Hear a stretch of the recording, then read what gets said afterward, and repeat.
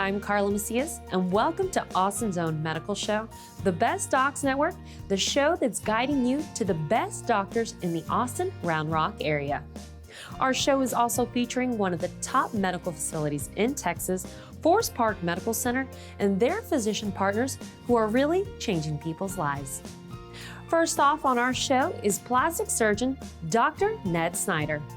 Dr. Snyder not only specializes in cosmetic procedures, but his true specialty and passion is breast reconstruction. He is known to be the original DIEP flap surgeon in the Austin area. Let's take a look.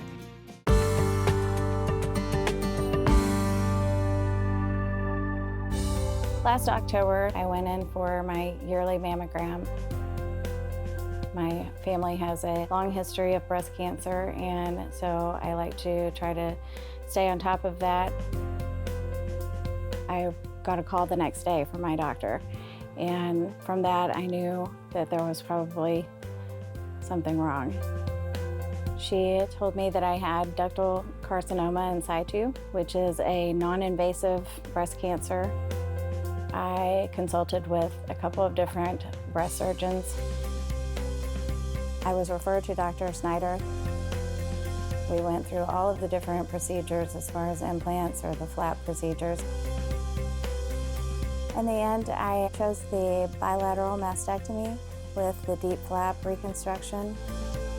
I liked the idea of it being my tissue. With my family history, I felt like I wanted to remove all of the tissue and remove any chance of recurrence.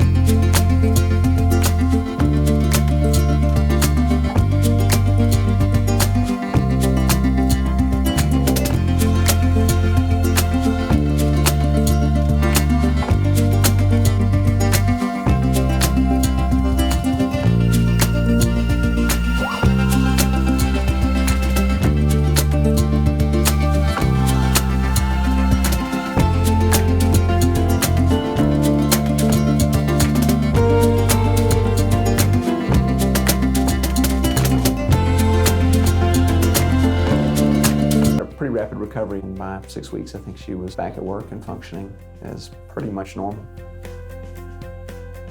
Dr. Snyder was very thorough in explaining the entire procedure and very candid with every detail that was involved. It was a hard time. It was a lot of hard decisions, but in the end, he made me feel very comfortable and confident. And I'm very happy with how I look and how I feel.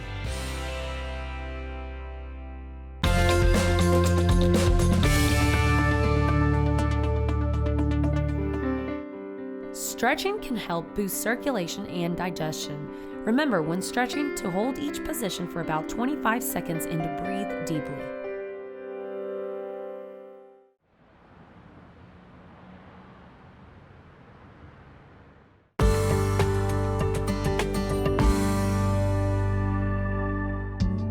At Forest Park, we call it the 6 senses of Forest Park, and you have your conventional 5.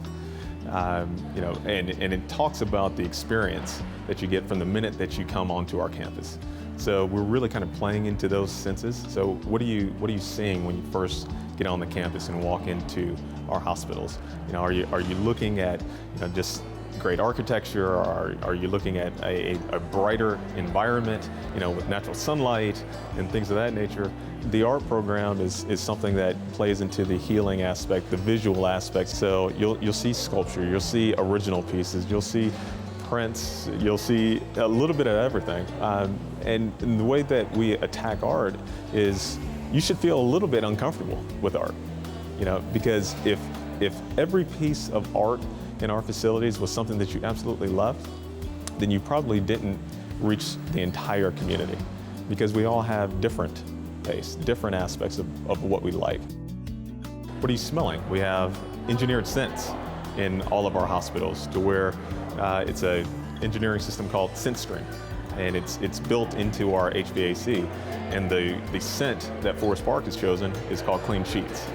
But other things that you have just kind of coming into our environment is, what type of food are you having? The taste. We don't have cafeterias, we have dining facilities. What are you hearing when you come onto our campus and into our facility as well? Oftentimes in every facility that we do, we have water features, both outdoor water features and interior water features.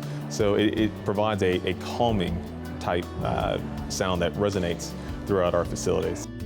What are the things that you're feeling? We have a lot of textural elements associated with our design. When you're coming in, the textural walls, whether it's the stone-cut exterior of a lot of our facilities, or when you're coming inside and you're feeling the texture of the fabric itself. We really try to play into all of those senses for our patients. So, whether it's in the lobby or it's in the patient rooms, or the thread count on the sheets, those are the type of textural elements that really you may not instinctively know about those, but when you actually touch it and feel it, it'll make a difference to you.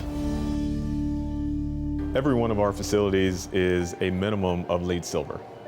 So what that means is it's our environmental impact to the community as well. So we have rooftop gardens where you have lush gardens that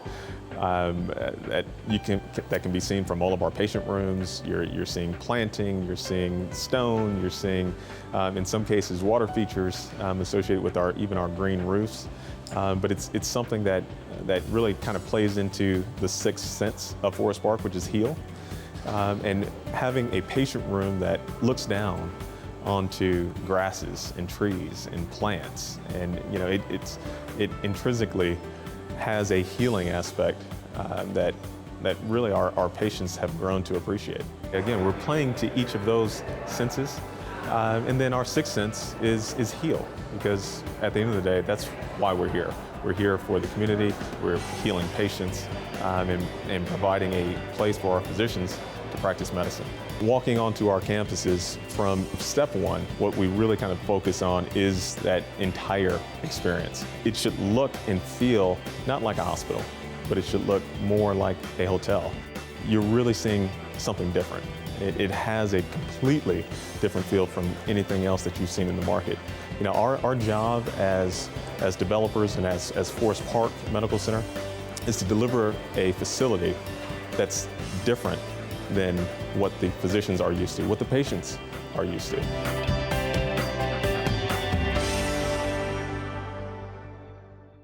Forest Park Medical Center will be opening their doors in the fall of 2015.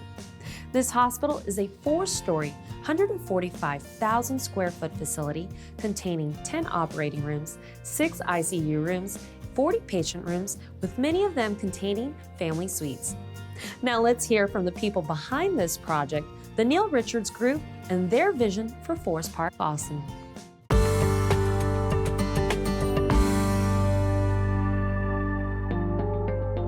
The vision we had for Forest Park Medical Center in Austin was pretty simple. I mean, we wanted to dig down and really understand what the community wanted. We wanted to talk to the physicians. We wanted to talk to the people that live there. We talked to the mayor and all the city officials, and we really wanted to understand Austin. Forest Park Austin really represented a unique opportunity for us. Austin's a community that is a little bit more laid back. It's a community that gave us a lot more creative and the ability to be more liberal with the design, do things that were a little bit funkier that maybe wouldn't fit in a more conservative setting like Southlake or Fort Worth. The art program is something that we're paying a lot of attention to. Some of the finishes are unique to Austin. We're using a lot of the local stones in the facility. And just a mix of building materials together to come up with a unique project and something that you just don't see every day. Well, the layout of Forest Park Medical Center is consistent across most of our hospitals. What we'd like to characterize is we have a chassis that works very, very well. And that's not to say that they're the exact same from hospital to hospital, but the fundamentals are the same. From the time that either a patient or a doctor arrives on site, we want it to be very intuitive.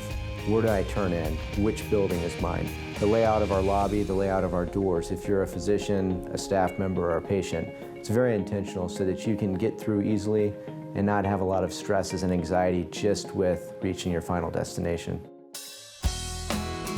We're paying a lot of attention to green space, taking some of the outdoors indoors and some of the indoors outdoors. We wanted to have great transition space, a lot of the local planting, and we have sculpture, so you feel as though it's one area. Forest Park Austin is going to have a total of 40 patient rooms. They're mixed between private patient rooms and then VIP patient rooms. All of the rooms will be fit out like a very nice hotel. We pay attention to every detail. The quality of the materials used, the quality of the linens that go on the bed, the quality of the furniture selected. We're really paying attention to the patient experience. We have the best surgeons. We have the best nurses. We have the best administrators. Austin is no different.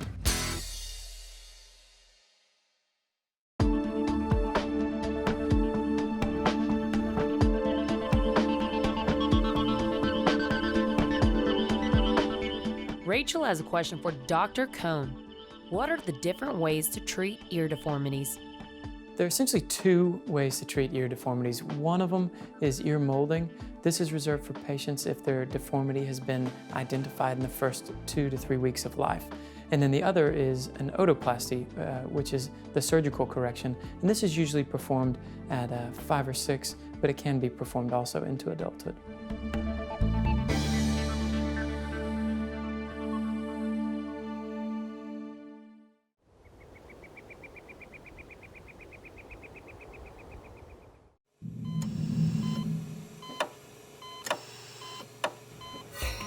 So counting calories, should I count calories? Should I not? Should I do low fat? Should I do low carb? Well, there's there's reasoning behind each one of those theories, but overall, the goal is absolute caloric restriction. Now, there's a fine line there. If you've been taking in, let's say, 2,500 calories a day on average throughout the last couple of years, and the weight's been fairly steady, if you cut it back to 2,000 calories, you now create a caloric deficit, which results in weight loss. There is a fine line, though, at that point, because if you cut back too far, if you go to an extreme and cut back to 800 calories a day, yeah, you'll lose a lot of weight up front, but the problem is that then your body becomes very efficient at soaking up calories.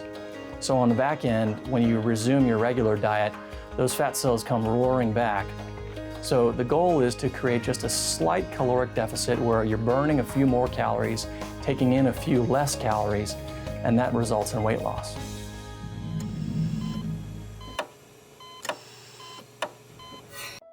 As a state-of-the-art medical facility, Forest Park Medical Center is unrivaled. So, naturally, it's where the finest physicians in North Texas want to work.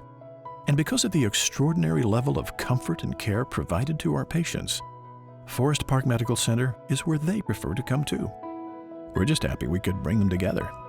Come experience for yourself what medical care was meant to be.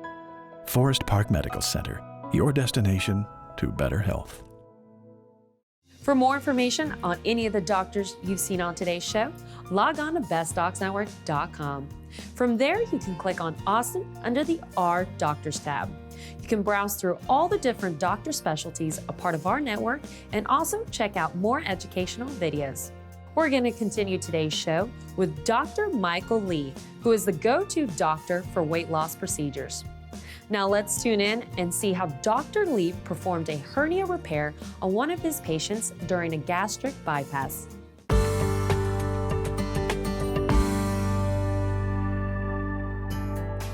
My life has always been sort of focused around my weight. Ever since I was a little kid, it was just something that had always been either a problem or something that had been very prevalent in my life. It was very heavy. I went to school, was successful in things that I was doing, but never really took the time to take care of myself. Bad habits sort of led one thing to another. My weight was really getting out of control. Coming up on turning 30, I knew that I'd sort of passed the point where it was going to be easy for me to maintain weight just by, activity and diet. So I'd sort of looked at it primarily from a, I really don't want things to get worse standpoint. Jeffrey is a patient who had been interested in bariatric surgery for a couple of years. He came to see me because he is weighing about 280 pounds. His height is 5'11", so his body mass index was close to 40. He was already borderline hypertensive. His cholesterol was bad. He was starting to have joint aches in his knees and also in his back. The thought of a surgical intervention had been sort of on my mind after that first initial education session and hearing Dr. Lee talk about the different procedures and how he saw the intervention working for people and whatnot. I really became more interested and sort of sought out the option from there. We proceeded with bariatric surgery, and surprising to find, he actually did have a hiatal hernia. Hiatal hernias are basically gaps in the diaphragm that allow part of the stomach to migrate into the chest. There are different types of hiatal hernias, but the one commonly associated with obesity is the sliding type hiatal hernia. I knew that if we didn't fix that at the same time of his bariatric operation, he would have problems further down the line with worsening reflux and regurgitation of food whenever he ate. I think my greatest takeaway from having the surgery is I have control. That's something that I really didn't feel like I had before. I am considerably more active now than I was before just because I think I have way more comfort with myself. Dr. Lee has made sure that I was very comfortable with what we were going to do. It was pretty much a very seamless process from beginning to end.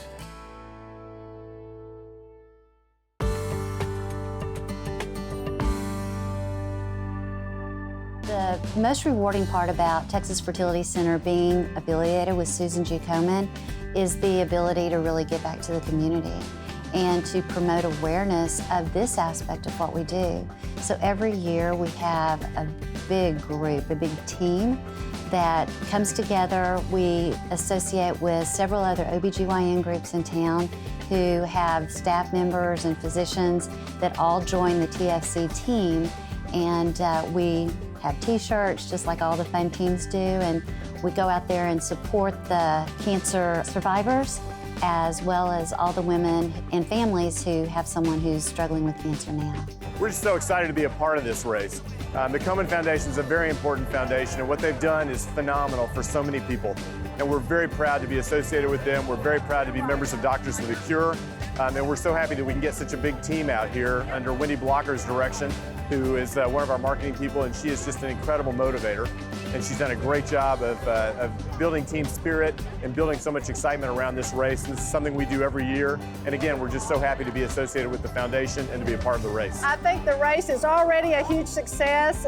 You just look out here in the crowd and there are just all these people and families and friends together celebrating all these great survivors and honoring the people that have lost their battle of breast cancer, but we're all doing it together, and I think it's great. We've got a lot of people and a lot of excitement, and it's great. This is our third year to sponsor the race, but the last 2 years are really the 2 years that we've had big teams that have shown up en masse, where we'll have 80 to 100 people on the team. Our employees, their families, we have patients that walk with us. It's really, really a good celebration of life. I think this race is fantastic for survivors and their families because it encourages hope.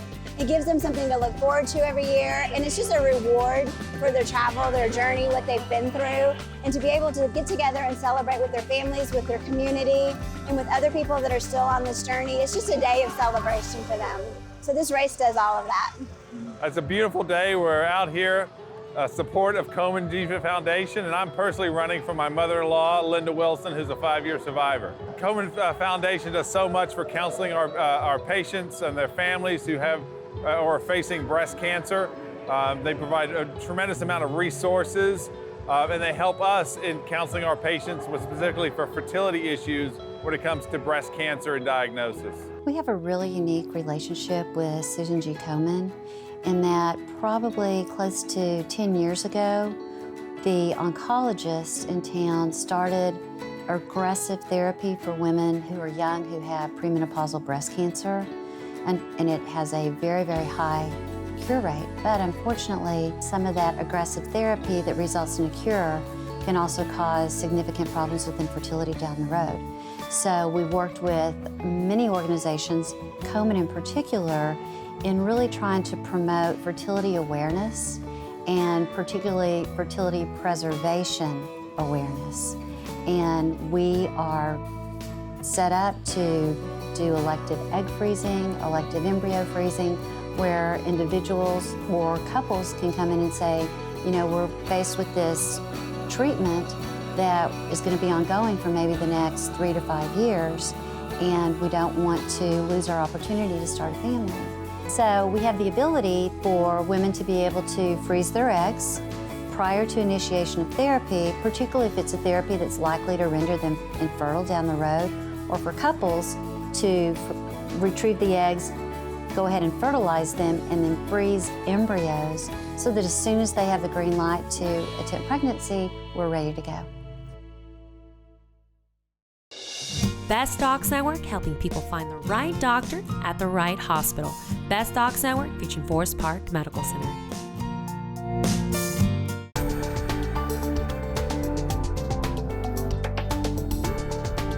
Orthopedics is the branch of surgery concerned with conditions involving the musculoskeletal system.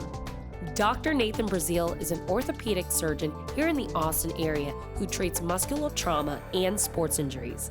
Now let's meet the doctor. I was an athlete in high school and college, and so it was a natural extension of what I was used to. I had some shoulder problems in high school as a swimmer and got interested in musculoskeletal medicine from there, and then liked the aesthetics of orthopedic surgery. My practice is largely an active population of athletes or recreational athletes or patients simply looking for fitness, lifestyle changes. First, I want to accommodate to their needs, their interests.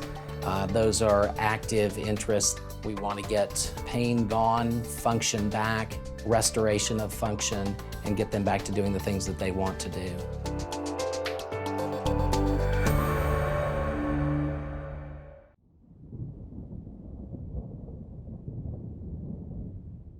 If you're ready to request an appointment with any of the doctors you've seen on today's show, or want more information on Forest Park Medical Center, head on over to bestdocsnetwork.com.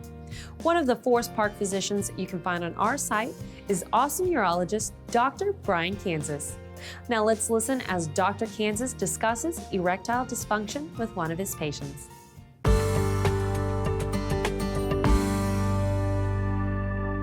The initial problem was erectile dysfunction. I was unable to achieve an erection.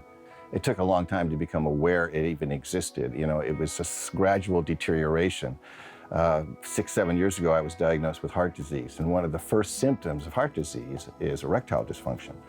So I was managing that, but anytime I was trying to engage in sexual activity, it became more of a problem and unable to achieve an erection. The treatment options for erectile dysfunction are variable. I like to tell people that I like to start low and go high. We typically will try oral agents, the PDE5 inhibitors or phosphodiesterase 5 inhibitors. If those are not working for the patient, we can use an external vacuum erection device which manually sucks the blood into the penis. My next step would be an injection of a prostaglandin mix or trimix that is injected into the side of the penis about 10 minutes before sex. In the patients that fail those or just can't get those things done, then an inflatable penile prosthesis would be the next choice. The first time I met with Dr. Kansas, he showed all the options. When I realized that the prescription meds weren't really working for me, and I started realizing that I wanted more intimacy in my life with my wife, that the penile implant really became real to me. My one piece of advice to patients on erectile dysfunction is please don't be embarrassed to talk to your doctor about it, or at least go see a urologist that specializes in erectile dysfunction. There are a lot of things that can be done, and you don't have to live with erectile dysfunction. Neal is currently doing wonderfully. He actually took the time to write a very nice letter to me saying how much they're enjoying his device, and he's very glad that he has finally gotten his sexual freedom back because he struggled with this for several years before we met. Before I had the implant, when you have erectile dysfunction, you kind of live in this world of fear.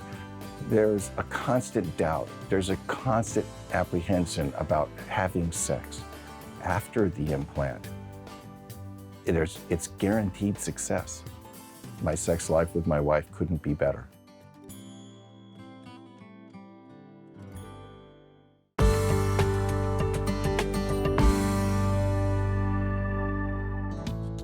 What it means for Forest Park to be a part of the Austin community. We're just really excited to be here. We feel very honored that the surgeons have asked us to be a part of the Austin community. It's a great opportunity for the surgeons, it's a great opportunity for the patients in the North Austin medical community. What makes Forest Park different from other hospitals in the Austin area and even throughout the U.S. is that we're a truly physician-owned hospital. We are governed by the physicians who are the majority owners.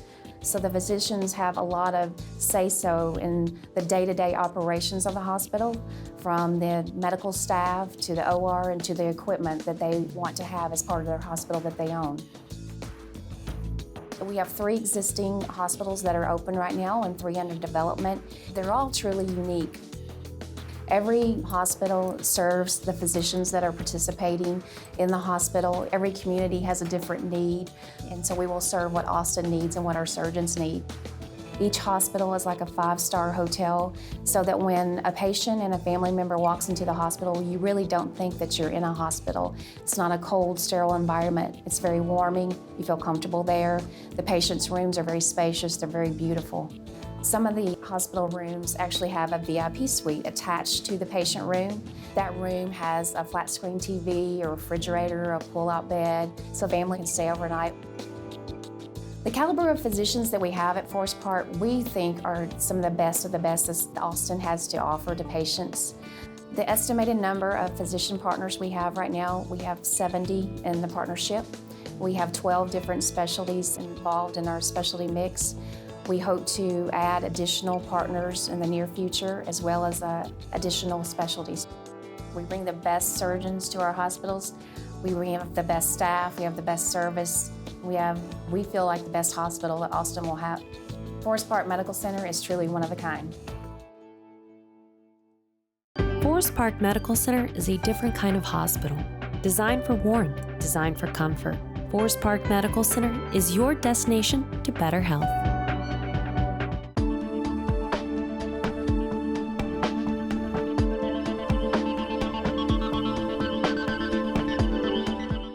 Mike has a question for Dr. Kevin Donor, who needs to worry about testicular cancer. Testicular cancer is a cancer that we don't talk about a lot. Thankfully, it's rare. There's probably about 6,000 cases in the US per year, but it's important because it frequently occurs in young men. In addition, testicular cancer is highly curable and highly treatable, even in advanced stages. Thankfully, some breakthroughs that were made several decades ago. Testicular cancer is typically treated with surgery to remove the lump, and then chemotherapy is highly effective. It's one of the true success stories in the oncology field, thankfully, where chemotherapy has cured what was once a fatal disease for a lot of young, productive, healthy men in the prime of their lives before, in past decades, to now a very curable disease.